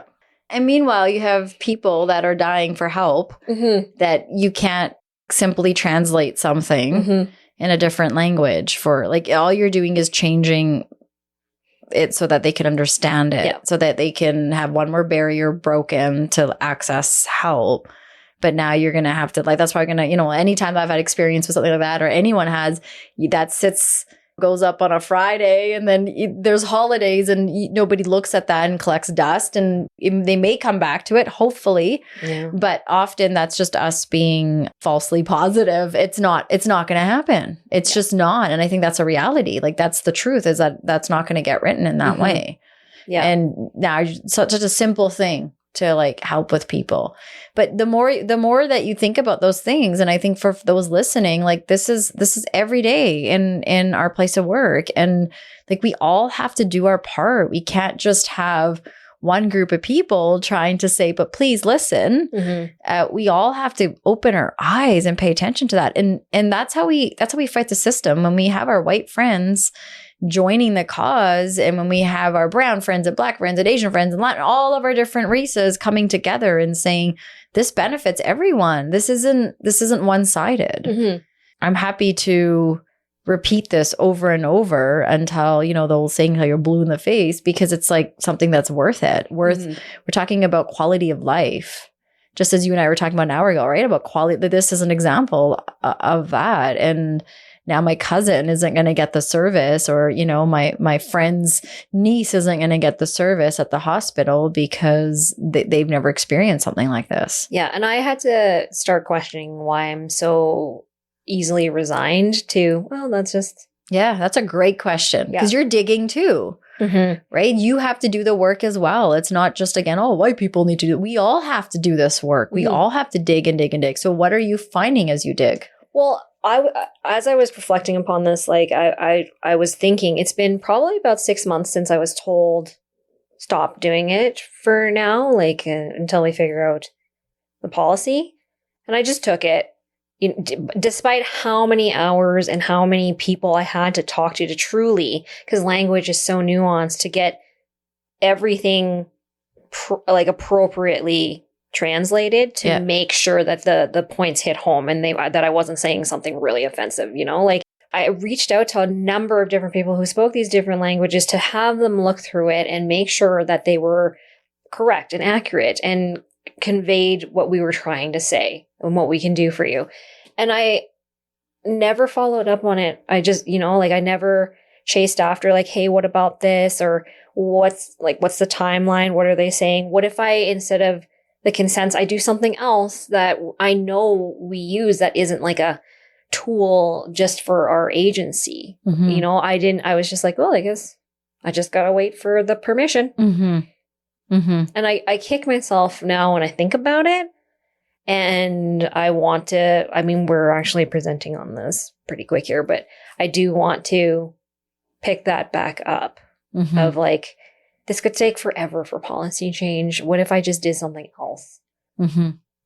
The thing that stands out to me is two things. One is thank you for doing everything that you think you can for those families that have never accessed a system, speak a different language, or it's fearful. Like I recently was talking to a friend who has never experienced a psychiatric ward and they have a relative that was admitted and it's like a huge shock. Never been there, never seen ill people in the way that they would be in a adult psych ward. And no one's there to hold their hand and will help them through it. And this is the first impression they're getting. And most of these services, like they don't want you to come back in the best way possible because, everyone's waiting to get into this. But we're also not helping these families to never come back again because we're not doing the thing we need to do. And there's no people that work there that look like them, that can talk like them. So that's also not helpful. You feel very mistreated. And there's examples that they share every day when they go to the unit and the way that they're treated and the way they're talked at. And because it's an adult system, they also the medical system will communicate with the patient because they're an adult, but this family works as a family unit. Even though the person admitted is technically an adult, they're still considered a kid. For sure. To this family. Yeah. And yet they're an adult. They have access to all this. And the family's like, what the hell? Like, we don't work that way in our home. That's not our values. Right. So we don't look at family units in the way that they operate. We just decide, well, this is a business and we got to get people in and out. And this is the best way to do it. But we're costing the business more dollars because it's a revolving door. Exactly. People have to keep that very family actually within a month was already back. And the person's getting more and more ill. And they're learning terms and stuff through TikTok. That's who's educating them because that's the only way. And they actually feel TikTok's doing a phenomenal job educating them. I know it's worrisome because there's a lot of information out there and some of it can be helpful, some of it not. But when you don't know, it's hard to know, right? Like, as a mental health worker yourself, you can go on there and sift through this is not appropriate stuff. Oh, this is good. I'd recommend this. But when you've never been part of that, you don't know. You're just and if no one's helping you in the hospital. And so it's these sorts of things where folks like you are that was part of my two things. That was the one thing. So thank you for that, for helping families in this way, even though you don't feel like you're getting anywhere. You're thinking about it. You're here talking about it. And, there's this fire in you that doesn't want to let go. And, sometimes it's hard because you already know that someone's going to dim that light soon, but we still have to fight the fight. Like we still have to do what we can to say, okay, I'm contributing, I'm doing what I can, but also know that it's not yours to fix and you can't do it alone. I think that's the hard part is I think that a lot of people are resigned because of their experiences of being minimized when they share, if they're ever courageous enough to share and being minimized or being talked down to by someone who has no fucking clue what I have gone through. And so you, again, just basically minimize my experience as a person. So why would I open my mouth anymore? But that's the problem is I think a lot of us have accepted that as a fate. And if we don't speak up, then it's just going to continue to happen and continue to reinforce that what's happening now and those systems and those oppressive systems are are fine. Yep. And we get tired, and it's like a team. And when one of us feels like, what's the point? I can't do this anymore. Know that there's a couple of us that'll say, okay, I got this. I'll take this shift. You rest up. I'll need you in a little bit, And I think we just have to understand when we're dismantling this massive monster machine, we have to do it piece by piece. And, we have to find new parts. And some of these parts we have to build that don't even exist at this point. Right. And so it's like upgrading in that way. And I think this is good. It's going to take time, obviously, as it has been, but it doesn't mean we stop. Mm-hmm. And so when we hear our brothers and our sisters and our friends and our family and anyone and everyone that wants to do the good and right thing by helping us make these changes, I think we have to understand that it's not an overnight thing. To me, the fuel that what makes me want to keep doing it is like talking to people like you. And, knowing that you're out there working your ass off, trying to make this tiny little change that can impact someone on such a big level, it gives me so much fuel to want to go and do the thing that, maybe I'm like, what's the point? What's the point of having this conversation? Or mm-hmm. what's the point of even having this episode, right? You and I toyed with this. Yeah. We invited another person to be part of this, and they respectfully declined mm-hmm. because there's fear. Exactly. There's fear of, if I speak up, will people never allow me to go to those universities? Will my job be impacted? Will people say I'm, complaining, and all these sorts of things that have been put in our brain? Mm-hmm. And, I think I can appreciate that, right? I've been there and probably in the future will be there again. Mm-hmm. But we're here and we'll carry that weight until others are willing to, because people carry the weight for us. 100%. Until we, woke up and realized, oh shit, wrong bus. Wrong way. Yeah, shit.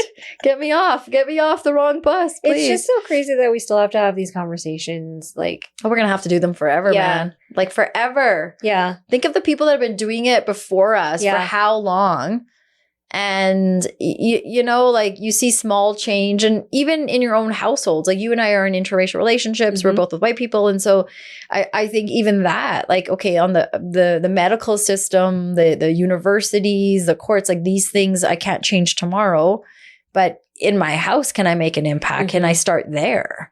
And it's got to start somewhere. That's the thing, right? And then we build from that. And the fact that we decided to go ahead with this today, and maybe we'll get 1,000 listens, maybe we'll get one. But again, the fact is being here, willing to have this conversation, and for people to understand like this is happening. Mm-hmm. People are not getting admitted to universities because of their race. Mm-hmm. And the amount of work a woman or a person of color has to go through to get in is something that I know, we know, and hopefully others are willing to get curious and understand that this is happening. Well, and the irony of the fact that we're writing about diversity and still not getting in. Now, the university wants to write about how they're inclusive, and we're still not getting in. Oh, yeah, because it's a fix. It's a Band-Aid fix, it's right? It's a catchphrase. We're doing what we're supposed to.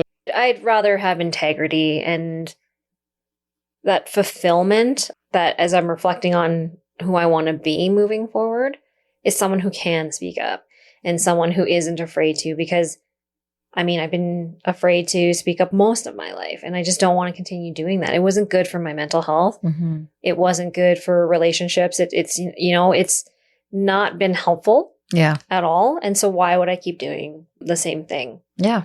It is hard, but it's going to take a collective to be able to do the same thing. And hopefully that, maybe not in my lifetime, but will eventually make some kind of change instead of us moving backwards. And the other thing, as we're talking about, like, what are the things we can do to break down support networks, right? It's like kind of like what you and I are talking about right now, having people to talk to about, okay, like, what more can I be doing? Why am I not getting in? How come you didn't get in either? What was that about? What's happening here? Challenging that. But also, the more we create these support networks, the more stats we can start to have behind us to say, like, these are the real numbers in terms of what's actually happening. I just don't think they would ever collect stats like that, because it would be it would be a little bit too transparent, I feel like. After talking to the person who was on the admissions board, I mean, it's actually a Rubicon. Like, it's actually a check. Oh, You have to meet certain criteria with a check mark. Oh, great. You either did this or you didn't. That's how you're rating my ability to go and make change in the world. Right. Makes a lot of sense. Yeah. Yeah. So like so this is and maybe you already answered this, like where do you find the strength to keep going back and doing this over and over? There's strength, and then there's also a part of it is a little bit of anger too. So like combined together, there's that piece of me that is angry and like a fuck you, and I'm gonna do it because you don't think I can. But I just think, okay, so if I do have kids or my nieces and my nephews who mean the world to me, I can't have them live in a world like this. And so I fight for the people I love, for future generations to come, for, my nieces or nephews' kids in the future. And every time that I see a family where I work just lost is even more fuel for me. Because I also think about when my parents came here, fuck, that must have been scary. And the way they were treated probably wasn't very nice. And they still made it through. They did everything they could do to give me a better life and do better. And so I'm going to do that. Yeah. Do you feel in your 40s like you're rehashing that guilt and shame that you've been carrying these years? Or are you learning that's what it is maybe? Like, oh, I feel so guilty about all this sacrificing my parents did, and this pressure of like, I gotta give back. I gotta show that their sacrificing was worth it. At first it was like, I gotta be someone better. I gotta get the higher paying job. I didn't marry the doctor, so or the lawyer or the engineer. Yeah. Man. Yeah. I went into social sciences instead, and my mom doesn't understand at all. But so at first it was a little bit of like, I do have to keep up with the Joneses and the successes like my brothers have. I think I talked about last time I was here. But no, now it's more so for me. And the funny thing about that is it's actually reversed the roles of my mom. My mom is proud of me for just even trying. My mom is more communicative about how she knows that it's tough for me, but then she's like my cheerleader in a lot of ways. And it's not to go and make more money or, because that's what it was about before. But now it is about, I'm doing this for me. Yeah. Well, she's grown too. Yeah, she has. It's been a lot. I mean, it's trial and error, still a lot of conversation. But I think for me, I had to remove the defenses that I already had. Like, there were certain triggers for me where she would say or do certain things and I would just instantly be angry and defensive. Yeah. Like, sometimes out of nowhere, she didn't actually do anything. But as I'm starting to get older and I see she's getting older and I need to be more patient, and I remove that lens I was looking at her through, which was kind of one, like, I'm ashamed to admit now is one of embarrassment. Like, you were different than other moms when I was growing up, and it's your fault that I have these issues. And when I was like, no, Doreen, take responsibility for your own shit. Right? Like, what are you talking about? That she did everything she could for you. And so having that patience has actually really changed our relationship quite a bit. And she is growing. She's trying to understand me a little bit more because I am taking the time to actually explain it to her of why things are important to me. Or, no, Mom, like, I'm not having kids right now. I don't know if I ever will. I don't even know if I can, but this is why I have to do this for me. Do you want me to be unhappy in the future, or do you just want to try to figure out or understand how come I have to do things a certain way and I'm not like my brothers, or I'm not like what you thought I was supposed to be? But at the end of the day, I'm happy. This is what I want. And isn't that really what you want for me, is to be happy? And I think that's really resonated with her. Those are like That's a great conversation, like 2 generations having together and some closure as well. Because you and I talked about this before too. Like, it's in some ways discovering like our stories started not when our moms or dads or parents did. And so your mom's coming into this journey, having you, and has all of her contacts, all of her stuff. And we only know our story. And so we get upset with them why they didn't do the things or weren't there for us in the ways that we wish they were. But they were also there for us in ways that we needed them too. And we miss out on that because we're missing out on the things we didn't get. I think it's fair to feel those things too. And I think we're making sense of those, immigrants, child of immigrants, all these gaps and things. And I'm grateful that we have that language behind to have that closure with our parents. But to go and have those conversations, I think is so meaningful because you see our parents, they miss out on some of that with their parents and they didn't get to have those. You don't talk like that. Even we aren't necessarily brought up to talk that way, but we push it, a little bit and have some of those conversations before our parents' time is up as well. And I think it contributes to that microaggression when I'm trying to downplay who my mom is when really like she is the way that she is because of her own experiences, just like I'm the way that I am because of my experiences. And we actually share that. We have that in common. And rather than fighting against it, why wouldn't I use that as more of a support? Like she probably has gone through more things than I could imagine or she's ever shared with me. Yeah.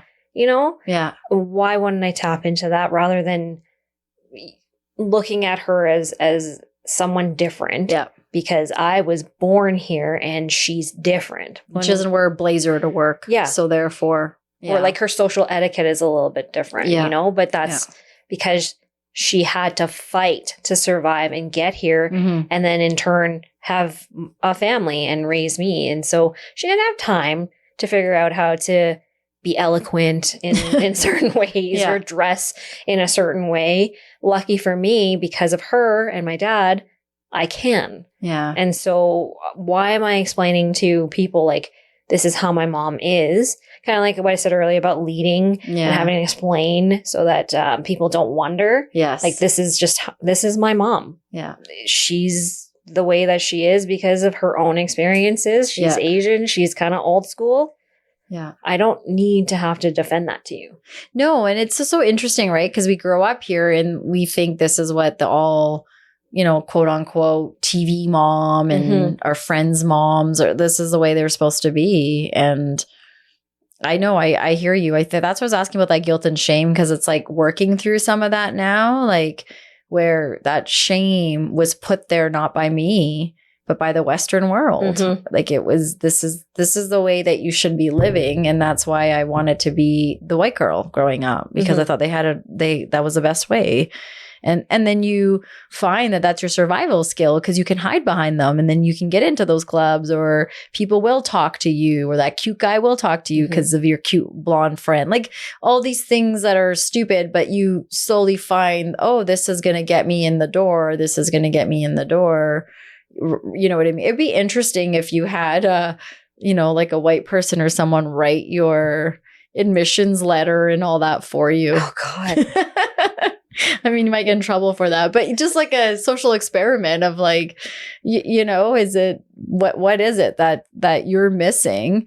That's the thing though too, right? Like the thing that when people read this and they think you're missing something, it's like, well, maybe we're missing that thing and we need this thing that she's bringing or the thing that she doesn't have that maybe that's a good thing too. And but the rubric, I mean, at this point it's like a computer, I guess it's deciding. My references all said that. So I don't know what I'm missing, because all my references wrote about how I could contribute, and they were all actually white.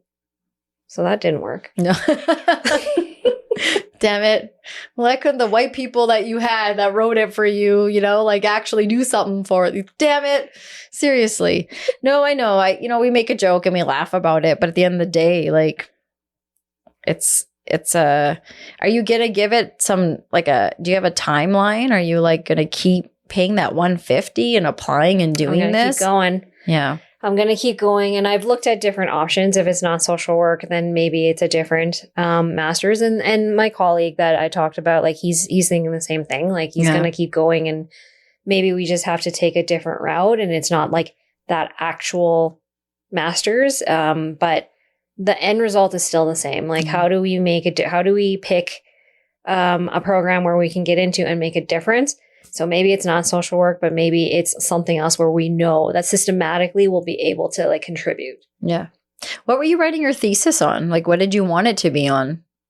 Mine was about, well, first of all, the impacts of assimilation for first generation immigrants. Mm-hmm. And then I did write about the rise in Asian hate crime post-COVID and the lack of supports and understanding. They wanted us to also write about our understanding of like the Indigenous culture and how we would contribute to that as well. Mm-hmm. But a lot of in every single program proposal that I wrote, it was about helping immigrants and especially first generation in assimilating, because they're always torn between the two different cultures. And that's exactly what I went through, right? Yep. So here we are, right? Like here we are laughing about, oh, we turned out fine. But and it's so interesting because like you're being told that experience didn't exist when like, fine, you don't want to accept me into the school. Okay. Maybe I don't want to go here either. But at the same time, like to hear someone say, but that didn't happen. And is that like what it feels like? That's what it felt like, or that it wasn't bad enough. Like it wasn't, if we were to measure it against other people who did get in, like your experiences weren't as traumatizing, or you weren't oppressed enough. Jeez, Doreen, get more oppressed. Or at least you weren't willing to spill your guts about it. You know, like the way you wrote about it didn't really come across as like it was that bad. Like that's the sense that I got. That's what it felt like. I am grateful for you to want to keep fighting this fight and, giving up all that money to try to get in for the bigger picture. And I really do hope that works for you, because we need people like you in this field. We need people like you that care so much for other people that are experiencing mental health services for the first time and have no idea how to navigate that. It's scary when you're from this country, let alone when you come from a different country and here you are experiencing these things, right? So, and the gratitude that you see from the families that we've helped who we were able to provide service in that language. It's phenomenal. There's no way to describe that feeling when they're just like, they want to give you the world because you did something. To me was, of course I would do that. It's so small, but to them, it means the world to have had someone understand their values and incorporate that into the help that we provided for them. Yeah, to be seen and to heard it's healing in itself. Yeah. And, like for someone that's seeing a racialized therapist myself, like I can relate to that, to be in a room with someone that looks like you, that has had similar experiences as you, is healing on so many levels. It's so validating, and it gives you the courage to want to come back the next day and to be better in society, to do the work, to be kind, like you said, and graceful, and taking that sacred anger and working through it. And so for these families that are showing up, whether it's emergency services or for your service at the hospital, wherever, it's a breath of fresh air to go somewhere where someone can look like you, can understand you, and help you to some degree work something out and normalize it. Yeah, and exactly, like your mental health disruption is there's a Western way of looking at it, and then we all come from cultures where we have very different language behind it and different ways of experiencing. And neither is right or wrong. It's just like knowing that you could be experiencing your mental health disruption in this way. Yeah, again, it's healing right off the bat. Like, and so I'm grateful for people like you that are continuing to do the work you do. So please, please, please don't stop. I'm not planning on it. Thank you. Thank you. So as we start, I mean, there's so many things I want to talk to you about today, but we'll have you come back soon, Sure. and we can talk more. Out of everything we talked about, like looking back at our conversation today, anything stand out to you? Anything you want to go back and, add to? Anything you wish we did talk about that we didn't? No, I think everything we talked about was super relevant. I think the thing that stood out for me the most was when I was talking about how maybe it was working against me to actually be writing about how I am from a different culture. I've thought about it before, but I hadn't thought about it that in depth about how it could be actually going against me. Mm-hmm. The fight is actually going against me just because it is against a system that is not going to change anytime soon.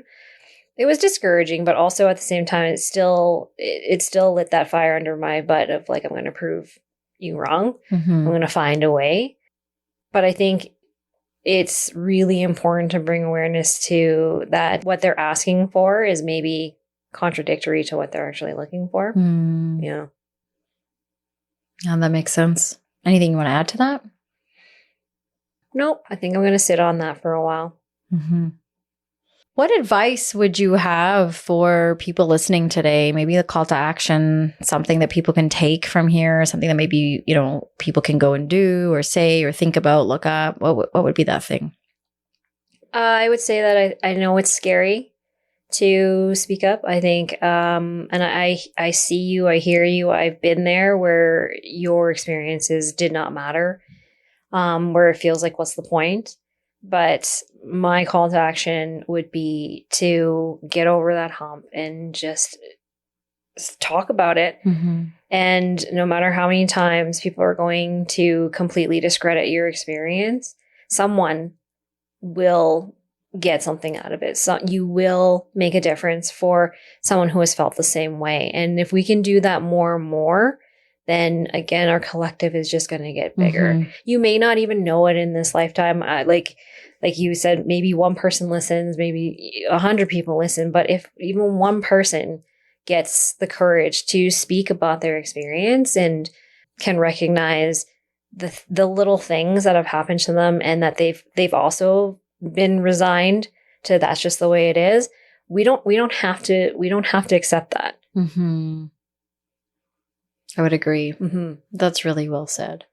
I want to thank you for coming over, sitting down with me, kicking off the birthday, having a toast, talking about the things that have been on our minds. I mean, there's so many more things, but I'm going to hold on to these notes because I would love to come back with you to talk more about, the systemic issues, particularly at school, but also like the mental health struggles that are coming along in our age range as well. We kind of covered that, but I think we could probably talk about that all day. I just think to everything we said, and to what you said too, that there are things that are always going to brew within us, around us, within people we love and care for. And it's always worth asking, how are you? Are you feeling like there's something on your mind? How would I know if there was something on your mind? And practicing that empathy, like when we ask people, don't ask if we don't want to know, if we don't want to really hear it. Let people talk, let people say what's on their mind. And, maybe we can do a little more listening with that. People like you coming on, I think is a great example of role modeling that, like, today, maybe we didn't make any change, but the fact that we're acknowledging, we're talking, and we're working through our own issues, our own need to dig, and our own unconscious biases, I think that's a good sign that we're on the right on the right bus, right? Yeah. And maybe others want to join us, and there's lots of room for these conversations. We always say they're door openers, so. If you have those red flags going off in you and you're wondering, what is this? I'm offended, but I'm not. My heart breaks, but I don't know what to do. Like, reach out, talk to us, tell us if you want to contribute to this conversation, talk to someone, because chances are other people's red flags are going off too. And I think the more we can talk about it, the more sense we can make of what's going on around us and within us. Mm-hmm. I agree 100%. thank you for coming on, man. I really appreciate it. And hopefully we'll see you back soon. I love being on here. It's like a therapy session every time too. I always get something. Good. So do I. I appreciate that. I really do. I like that. I'm getting that from our guests. They start in one way, and then when they leave, I get a different conversation. And I think it's just we're role modeling together what it's like to listen and to contribute to, right? Something bigger than us. And I think there's purpose and there's meaning to that. And just to be able to sit with another person in the conversation, even if it's hard. Yeah. Yeah, right? I would agree. Thank you for that. Appreciate it.